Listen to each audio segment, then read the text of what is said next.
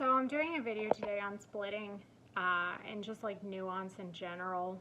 For people who aren't familiar with what splitting is, it's essentially like black and white thinking. It's where either you or someone thinks about life in black and white terms. So like all one thing or all the other. There's really no nuance that exists in whatever is being believed in or discussed.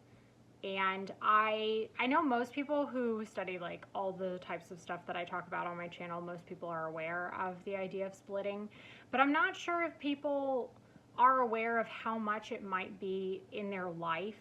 And that's kind of what I wanted to talk about today, because I don't think I was really aware of how much splitting is in my life until more recently. I think as I became aware of it in like my own language and in my own thought processes, it made me start to become aware of it in how it was showing up with my friends as well. And then I was kind of discussing this with them, and I feel like a lot of really interesting things kind of emerged in our conversations, and I decided I wanted to try to make a video about it. So just to pretty much like jump right in, I'm not sure if this is going to be a short video, but it might. I never really know what I'm going to end up rambling about and what I won't. But, you know, most of the common ways that I think splitting shows up is perhaps in how we think about our trauma, or how we think about relationships with people, or even perhaps our expectations of people. That can be a very common way that splitting shows up. I know it can be a very common trauma response. It can be a way that the brain wants to try to protect itself by saying like, okay, we had a couple bad experiences with men, for example, so all men are bad. Or, you know, I had trauma related to being too dependent on someone, so I'm going to pendulum swing all the way over here, and I'm pretty much going to become as hyper independent as possible. So there can be a lot of extremes that are involved, and it makes sense that a lot of this can be a trauma response. However, I feel like another reason that this trait is common in survivors is because when you exist inside of a fantasy or a reality, which would be a relationship with someone else who also thinks in black and white terms, when you exist in a relationship like that or reality like that for a very long period of time, it also is a habit that can be learned, whether we realize it or not. For whoever doesn't know my story, I essentially had, I was groomed at 13. I was in this grooming relationship of sorts for 3 years. It resulted in rape. I got away from him. He went to prison. I worked with the FBI. But after that, which is very common for survivors, I went on to be involved in many experiences of abuse, sexual exploitation, essentially in several ways, sexually exploiting myself. My views on love and sex were very skewed. So I've had almost a decade of experiences with people who are similar to my initial abuser, because that's what was normal to me, and I was chasing my normal. Because of that, I have had a lot of experiences in black and white thinking. My mom also struggles with black and white thinking. So that was already very normal to me even before I met a predator online, because my mom struggled with being able to see nuance in things as well. People either loved her all the way or they hated her. People either had all of her trust or they had none of her trust. It was very common for me in my childhood to hear all about how from making one mistake with her, all of her trust had been lost and we were essentially back at square one. I might be stretching the definition of splitting a little bit to fit all this in here, but I feel like it still fits with the topic at hand, because these are still ways that the way someone is thinking and the way things are being described lack nuance. They lack the gray that we need to understand life as a whole. And so that also affected my friendships with people at times. I came to believe in very black and white ways that people were either all good or all bad. So I would over romanticize people. I would think of them as all good, which is not realistic. People are not all good. They are nuanced and mixed. They're a mixed bag. And when I saw character defects, serious character defects that I didn't know how to deal with, then I put them in the all bad category, and I essentially ran away, because now they're all bad, which is almost evil, really. And this also affected my ability to really look at myself, to have the courage to look at myself, because I was afraid if I looked too deeply and saw too many flaws that I would also be in the all bad category. and I would no longer be lovable or have any good inside of myself. I wasn't able to really fully understand this thought or flesh it out in the way that I just did until more recently, but this really was a fear of mine for a majority of my life. And again, it's because that lacks so much nuance. I had no way of assessing myself with nuance, and I had no way of assessing other people with nuance either. But this can be a habit that's learned, and I do feel like this is becoming learned in society at large right now. When talking to my friends, even if they're not survivors, I also see this slipping into language with people. I mean, really the way that you can hear it when people are talking is because they talk in extremes. They tend to use language which is very much all or nothing, like I just referenced. There are times where I've been talking to my friends and we're talking about an issue going on in society, and there can be this tendency for either me or someone else to talk about an issue like everyone within a group is doing something and everyone within a group is not doing this other thing. And that, I find that hard to believe, because oftentimes even within a group, whatever that group may be, people who believe a certain political belief, religious group, group of gender, group of race, group of whatever group it is, there's nuances within that group. And I don't think any of us would want to have assumptions made about us simply because of simple labels put on us. Those labels lack nuance, and I see that being another area where nuance is slipping away and people are thinking in more extremes. The idea of labels, now that when you hear someone has a label on them, your brain makes all of these assumptions, these very black and white assumptions about them. We're losing the ability to ask questions about our neighbors. We're losing the ability to ask questions to ourselves about strangers, to want to dig deeper, to find those nuances, because we're starting to not believe that those nuances even exist. Another really subtle but interesting way that I see this black and white thinking and sort of splitting happening, you can see this with, I don't even like using these pop culture terms sometimes, but flying monkeys is something that we hear about, essentially the puppets that have been manipulated by manipulators. When you see how the people who've been manipulated, the puppets of sorts, of manipulators, how they behave and how they feel like they have to pick a side.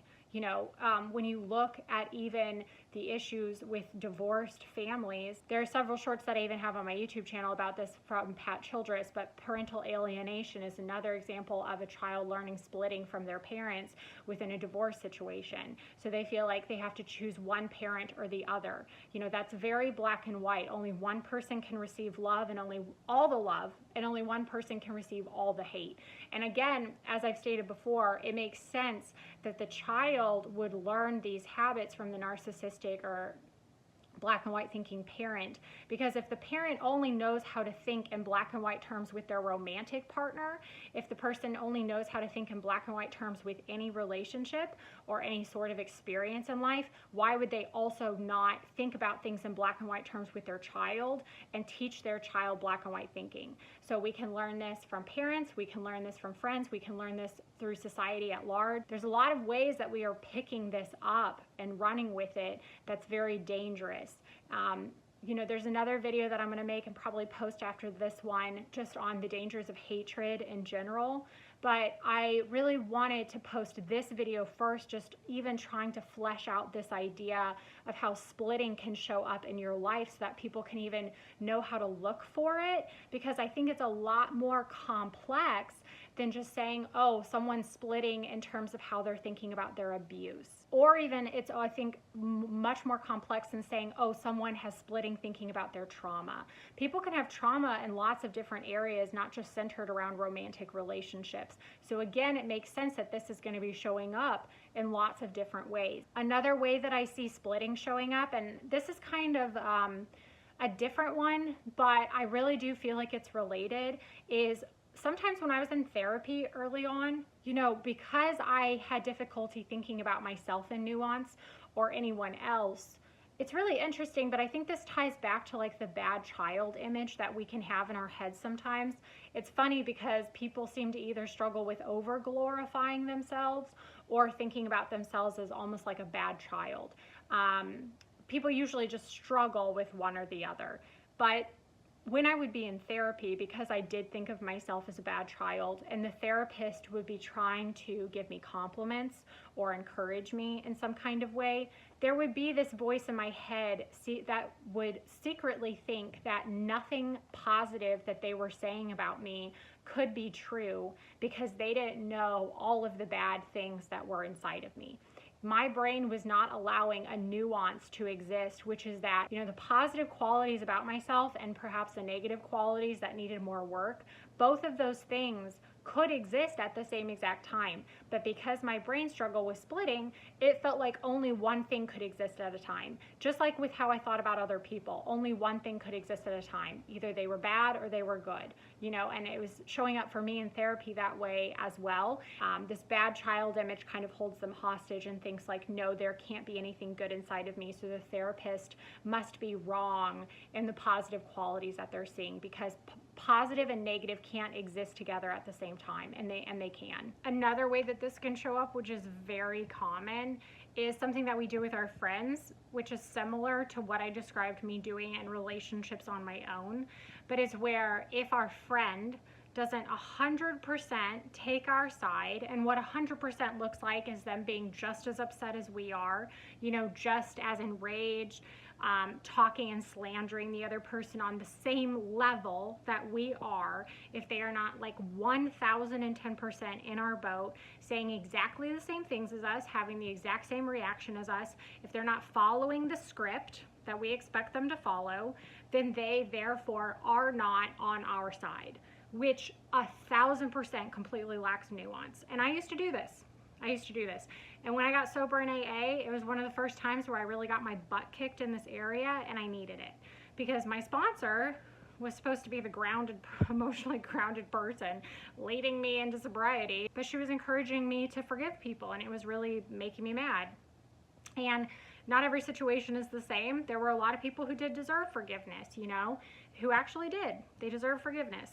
But I was not seeing the nuance, and my brain really wanted to put her in that all bad box. My brain really wanted to ice her out and cut her out of my life. It just did, because again, there was no nuance to that type of thinking. And I really had to learn how to accept people who were giving me the room and the space to be heard. They were being there for me. They were giving me a sympathetic ear. It just wasn't in the way that I wanted. But how does that not count as sympathy just because it doesn't look exactly the way that I want it to look? I mean, think about the ways that we were abused, guys, in our relationships. What's one of the top ways that someone tried to control us, or put us down or beat us down or tell us that we were crazy? It was when we did not act exactly to a T the way they wanted us to act, when we did not respond exactly how they wanted us to respond. Granted, a lot of times that's when we were questioning things that we should have been questioning, when we were getting upset and they didn't want to deal with our emotions or deal with us getting upset. But take away all of the extra fringe details and the behavior is still very much the same. It's someone trying to control someone else by having them try to act exactly how they want them to act. So we have to, again, be careful that we're not slipping into the same types of behavior in just different ways.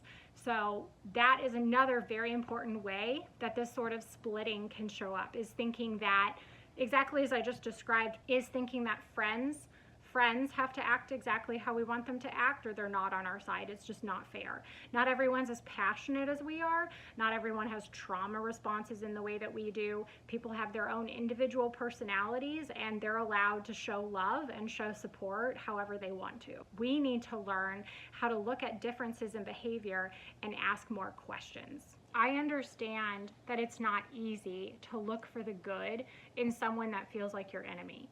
I understand that it's not easy to look for the good in someone or something that's hurt you, but it's understanding that not everyone actually is your enemy. Not everyone actually is the evil thing that you think that they are.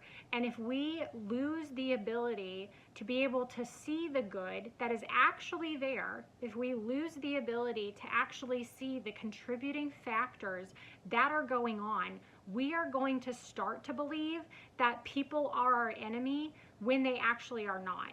It starts out as a very effective trauma response for keeping us away from danger, for keeping us away from people who actually are harmful. But if left to its own devices, if not controlled and properly managed, if neglected and not properly scrutinized, this mechanism of our mind will slowly take over and start convincing us that people are our enemy who actually are not.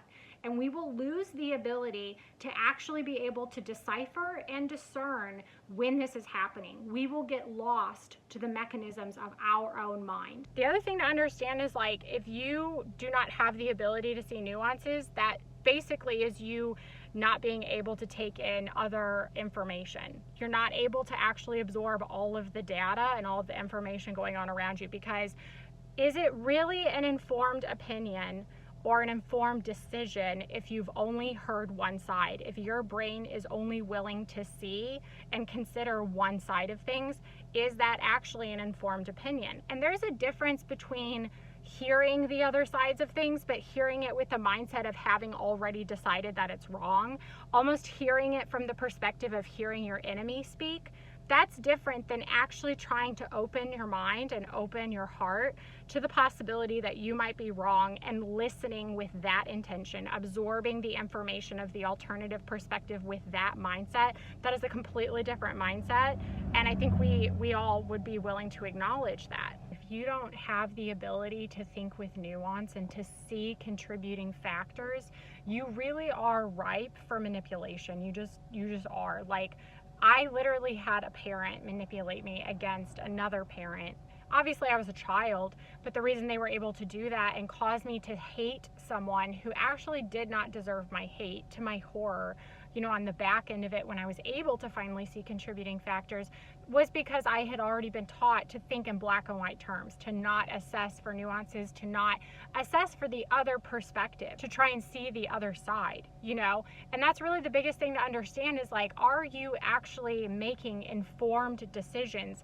Can you actually truly say that your opinions are informed if our brains are only willing to feel safe considering only one side? I see this happen in the workplace all the time, and it's actually crazy how hard it is when the manipulator, the triangulator, has gathered a group around them and one person is the target. Just within the workplace, I've seen this happen so many times. If you're not willing to join the group, it's like high school all over again, because pretty much that's triangulation happening in high school, in a high school environment as well. But, like, if you're choosing to walk away from the group, that's all picking the triangulator side. And if you're choosing to stand with the target and to consider the target's perspective, if you've ever done that, then you know what an intense experience that is. And that really just shows, I think a small micro moment like that really shows how hard it is in society today, or in bubble-like situations like that where triangulation's going on. It is so hard to stand up and to be willing to see both sides. It can really feel like you're going to receive hatred from people for doing that. Sometimes you literally do receive hatred from people for doing that. You're ostracized. You're talked at to like you're the bully for being willing to look at both perspectives. You take that micro moment that I just described in a workplace where someone's willing to try to see both sides and they receive hate for it, sort of take that and cast that in a larger way onto the macro version of it. That's the micro. Think about the macro version of that, where you have people who hate entire countries and you're not willing to hate those countries with them. You have people who hate entire religious groups and you're not willing to hate those religious groups with them.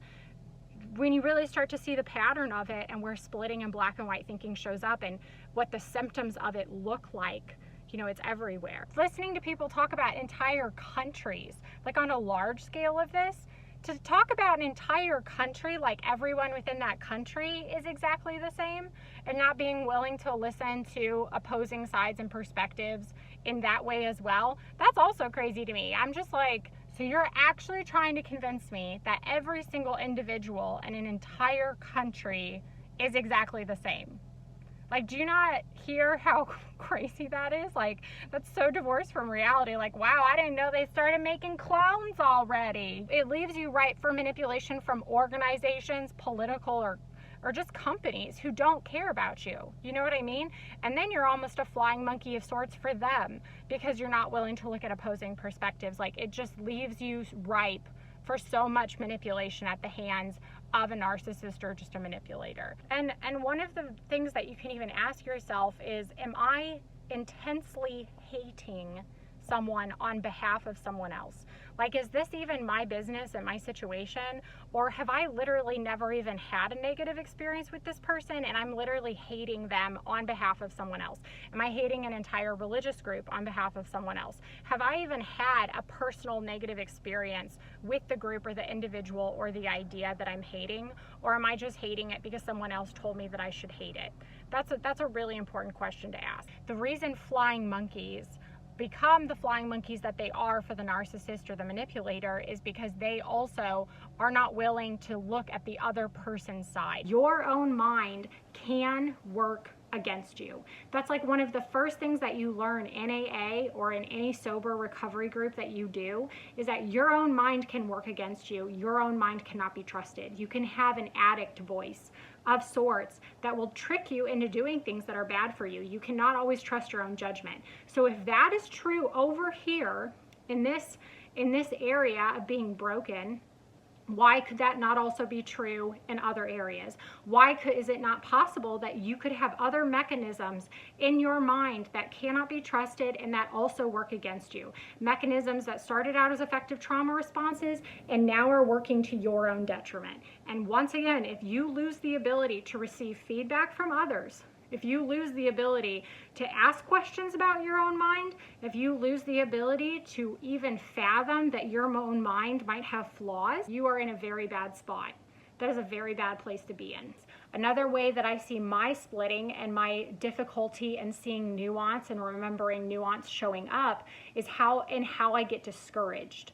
So one thing that I noticed about myself, and this is similar to another video that I made in the past, it's the one that's titled, "If you ever feel damaged or alone, you're not alone." When we get discouraged or when something difficult happens in life, a very common thing that I notice that my brain does is it wants to think about things in black and white terms. So the minute something sort of triggering or just very intense happens emotionally, my brain wants to immediately say everything is all bad. For example, even like I had my car break down fairly recently. In that moment when my vehicle broke down, I still had a lot of good things going on in my life. But in that moment, my brain wanted to say, wow, this really difficult thing just happened. Because this is overwhelming to me, I'm going to start thinking, my brain essentially made the decision that it wanted to start thinking that everything was bad.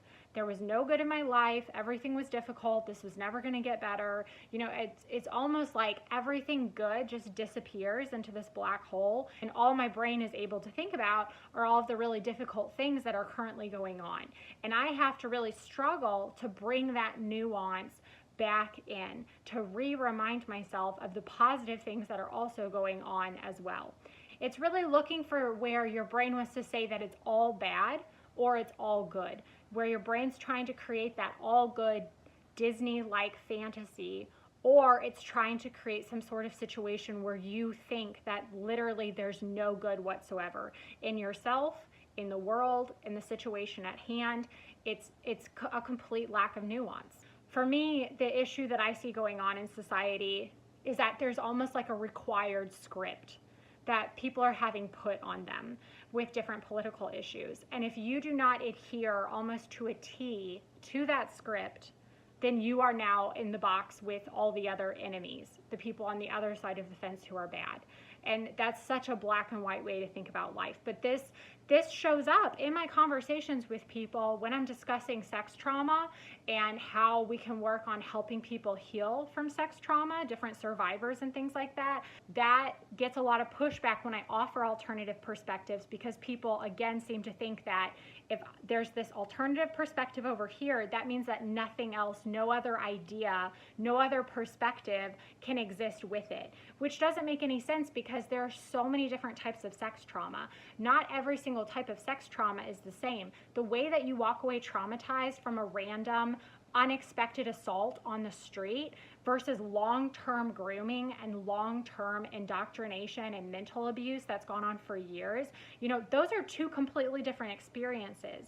Can some people have some similarities in their trauma responses? Absolutely, but to try to act like everyone with both of those two situations, that they're somehow exactly the same, makes literally no sense. You need to have nuance. You need to have the ability to see nuance, to understand the differences in those situations, to be allowed to look for the differences in those situations, to be allowed to ask questions about those situations. And that's the other thing that I see happening, where it's like there's these scripts being created and put on us where it's like, if you don't say X, Y, and Z thing, you are now in the bad box and you're not allowed to be in the good box.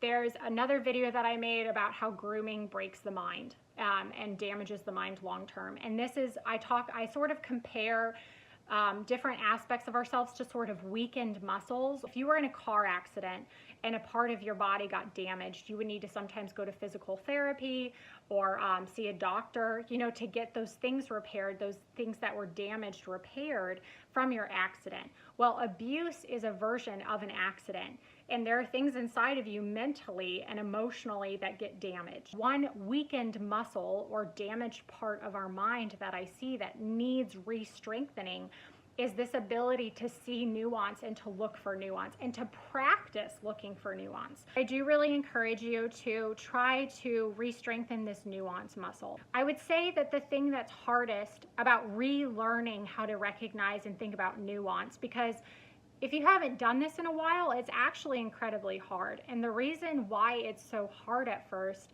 is because we don't know what we don't know, if that makes sense. So if you're not used to thinking about alternative perspectives for someone, if you're not used to playing devil's advocate to try to help see someone in a better light or see a situation in a better light, if you're not used to doing that, it's very hard at first to find those alternative perspectives. If you're not used to thinking about the contributing factors for what might cause someone to be a certain way, whether it's angry, whether it's lashing out, whether it's them being judgmental and hurtful, if you're not used to thinking about those contributing factors, it's hard to know what you don't know. And it's not even like with de-escalating stuff, like where someone has maybe been angry and hurt you.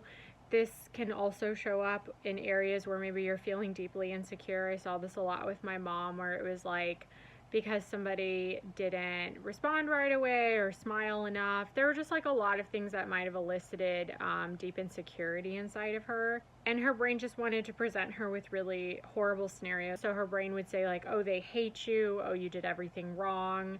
Just all of these like really intensely negative perspectives that didn't include any other potentials for anything else. Like maybe they're tired, maybe they're busy. There's just a lot of ways that this can show up where you have to remind yourself of what other possible things could be going on, to once again, for the 15th time, try to find the nuance, try to find the alternative perspectives. Like, it'll be so funny to me because I will actually sit there sometimes for a good while really trying to think about what perspective there might be, what layer to the story there might be that I'm not considering or I'm not seeing. And it will frustrate me so much sometimes when I will give it a good faith effort. I will genuinely try and think about the contributing factors and I will not be able to think of a single one. And then I turn to one of my friends to ask for their input and what perspective they may be able to see as a person on the outside. And they will so easily and so casually offer me a bunch of alternative perspectives and contributing layers that when they say it, it feels so obvious. And I'm just like, how did I not think of that, But that's just what it feels like at first. It can make you feel silly. It can make you feel silly that you're not able to see something that feels obvious in hindsight, but this is just what it's like. And it does get easier with time, because what you start to discover about people, and this is what's really beautiful, is that there's actually things that connect us, that make us all similar. And what makes us similar is the things that cause us to act like like assholes. Honestly, like one of the most common things is something called HALT: hungry, angry, lonely, tired. It's just like us being giant babies. You know, when someone's having a rough day and they're acting a certain way, are they hungry? Are they angry? Are they lonely? Are they tired? And us being able to give them the benefit of the doubt with that, and then finding out later that we were right and they were actually having a really tough day, and we didn't go into black and white thinking, and we gave them the chance to be human, is really cool. And the other thing you start to see is with people who are super judgmental, or other people who struggle with black and white thinking, because that's what's funny, right? We have black and white thinking about things, but then when we see other people thinking in black and white ways that we don't, we judge them. And we almost have black and white thinking about the person who has black and white thinking, which is, I mean, it's funny, but it's also not. It's actually sad, because like they're walking around hating different groups of people. We're walking around hating different groups of people, but because they hate different groups than we do, we judge them for hating. But we believe that it's okay that we do, you know? And that really, for me, is the biggest connecting factor that helps me have sympathy and empathy for people. Again, I'm a Christian, and there's so many ways that we're all sinners and that we're all broken, and we need God for that reason. You know what I mean? But yeah, realizing that we're all broken in so many similar ways can actually help us feel compassion, I think, for our neighbor, and to help us feel less alone. Another thing that's common for people who are survivors of long-term grooming or brainwashing or indoctrination is that they don't know how to form their own opinions. And this was true for me as well. So a lot of times when I would get very upset, my brain would sort of freeze, go into the freeze-fawn state, where I just didn't even know what opinion to have or how to think about any of it. And then immediately it would want to go into black and white thinking after that. And I would have to go to my friends, and I still do have to go to my friends sometimes, to help, for them to help me think about what the gray perspective could be, the perspective with nuance. And for a while, I was very dependent on my friends. I think the best medicine for any survivor is us learning how to do things on our own, for lots of different reasons. You know, learning how to live life on our own is very empowering, because we've been so emotionally dependent on someone to complete us. Learning how to form opinions on our own is very empowering, because we've had someone controlling us and telling us what to think for so long. You know, allowing ourselves to experience and have lots of independent experiences in lots of different spheres, developing our own hobbies, doing what we want with hobbies, doing what we want in general, figuring out what we enjoy independently. You know, these are all things that can really build a survivor up, but it's hard because a lot of times people want to comfort us. People almost accidentally handicap this experience by becoming codependent with us, you know, but we have to learn to build the ladder ourselves. If people are building our ladder or our tools for us, we're not fully learning how to do these things on our own, because someone else really is kind of doing them for us. And so another thing that I had to learn how to do on my own, that I'm still working on learning how to do on my own, is seeing nuances. So what this looks like for me as a daily practice when I get upset about something, like even when my car broke down, I practice doing this, because it's the first step is even learning to recognize that you've just gone into black and white thinking, that something has made you upset, something has potentially triggered you, and you've gone into black and white thinking, and you're now thinking about things without nuance. You're now describing a situation to other people without nuance. You've now perhaps slipped into bitterness and hatred, and you're describing something that you're mad about without nuance to someone else. And our opinions are powerful, and our opinions can sometimes seep into other people's minds as well. So that's another thing to be cautious of, is are you teaching someone else to think without nuance? Are you encouraging someone else to hate in a black and white sort of way? You know, we really want to be careful about that. We're not trying to spread black and white thinking and black and white hatred to other people, because what a horrible world would that be to live in. So even when my car broke down, I immediately went into black and white thinking and what I almost call like trauma level discouragement, where I immediately thought that everything was screwed, everything was hopeless. I feel very hopeless usually when this happens. If it's a life event of some kind that doesn't have to do with me and my worth specifically, I'll feel a deep level of hopelessness. I'll start thinking that everything's wrong. I'll start feeling very overwhelmed. And what I have to do is let my brain calm down, and one of the best ways to help my brain calm down and slow down is actually a gratitude list. And I have my top 5 things that I usually always say, but I say them out loud and I remind myself of my gratitude list. And this really helps my brain sort of restart when it's trying to stay over here in the all bad thinking. So my top 5 things that I usually say are that I have a family alive who loves me, I have food to eat, I have a car to drive, I have a bed to sleep in, and I have a job that I'm able to work to earn money. And those might seem like really tiny things, but there have actually been moments in my life where I did not have some of these things, and I know what it feels like to go without these things. So I'm very appreciative of them today. I'm appreciative of food to eat. I'm appreciative of people around me who love me and care about me, because these are not guarantees, you know? So I say my gratitude list. That usually helps my mind calm down. And then after my mind has calmed down, aside from just my gratitude list, I will then intentionally try to think about the other nuances of the situation or the person that I'm not seeing. Because if this is a fight with a person who's upset me, not even romantically, like a friend, a family member, whoever it is, I will try to remember the nuances about that person's character, the things about them that I love and I do enjoy. I will try to think about the nuances of myself, how I am possibly contributing to this argument. What have I possibly done that's contributed to the misunderstanding? Trying to actually remember, like, what are the nuances even within the argument itself? Because the other way that splitting shows up is my mind also assuming that the other person is 100% correct and I am 100% wrong.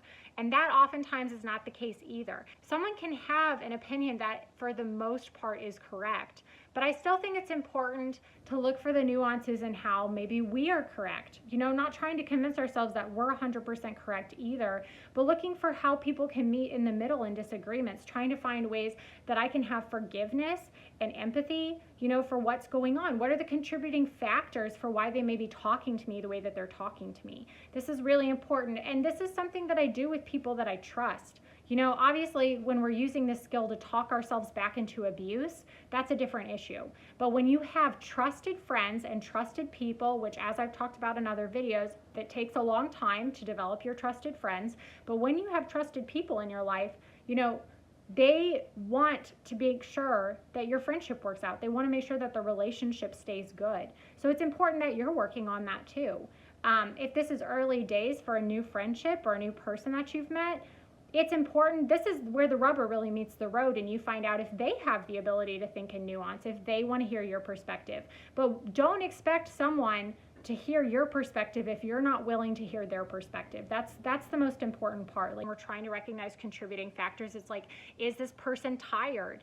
Is this person lonely? What else might they have going on in their day that's causing them to be upset right now? Should you wait to discuss this then so that you can effectively de-escalate it? The thing that's cool about recognizing nuances is it also helps you have better tactics for resolving conflict and resolving issues. Because I know a lot of times the other thing that we struggle with is wanting to resolve things ASAP, wanting our feeling of discomfort to be relieved as quickly as possible instead of learning to sit in it. And one thing that makes it easier to sit in our uncomfortable feelings is when we are able to remember nuance, to remember that we are not all bad and they are not all good, but also they are not all bad and we are not all good. And when we remember tiny things like this, it can help us calm down and also have the ability to wait to resolve problems too. You know, instead of thinking, oh, maybe they hate me now. That's also a very sort of black and white way of thinking about things. All because of one argument, they now hate me. There is no love in their heart. You know, there's just so many ways that splitting can show up in your life. If you guys can think of other ways that splitting shows up, feel free to like comment and let me know. I'm sure I'm not like thinking of all of them, but I just feel like it's really important to recognize the different ways that this shows up in your life, because it can contribute so much to bitterness and your trauma never really being able to fully resolve. It can result in us re-traumatizing ourselves all the time. I know I was re-traumatizing myself all the time because in so many of my friendships, like I described, the minute I saw a flaw, which would be a trigger for me that I didn't know how to deal with, I would just assume they were all evil and run away. How traumatizing is that? To have friends who are so close to you, and then at the drop of the hat, I'm running away from them. You know what I mean? That's traumatic for them, and it's traumatic for me. It feels like there's no way to resolve anything, and not having any skills to resolve anything, or how to finding a way to see life where it's not all filled with evil and angels, but with men in between and beauty in between. That also helps you be able to actually enjoy life. You know, when you can't live life where you're able to see nuances, it will destroy and steal so much joy from moments that might not be as bad as your brain is trying to convince you that it is. And also it will allow you to get to know people in a way that you might not have been able to get to know them before, because if you really think about it, if you're thinking about people as angels or demons with no nuance in between, are you actually getting to know them? I don't think so, because they're not an angel and they're not a demon. They are something in between. And because you're busy over-romanticizing them or over-demonizing them, because you're busy putting these labels on people and not asking questions, you're not getting to know anybody. And that's a very lonely life to live. The last thing that I wanted to say, and this kind of ties into the last video that I posted as well, is infantilizing is another way that splitting shows up. Because if you're thinking about someone as all helpless and unable to help themselves whatsoever, which causes us to be codependent and to want to save them, that is also a situation and a way of thinking about something that completely lacks nuance. And as always, as we learn to accept ourselves, we learn to accept other people. And I feel like sometimes it can almost work the opposite too, where as we learn to have compassionate eyes for other people, we can in turn learn to have compassionate eyes for ourselves. But you need to have the ability to see nuance in order to have forgiveness. The ability to forgive. You need to be able to see nuance in order to have a compassionate heart. Otherwise, the world is just a horrible black and white place. And the world is not black and white. It's filled with lots of different types of gray, but our trauma can get in the way of this. And it's just figuring out how to push past that and how to heal this muscle that's working against us and stealing our joy. Anyway, I think that's all for now. I hope as always that maybe this video was helpful to someone.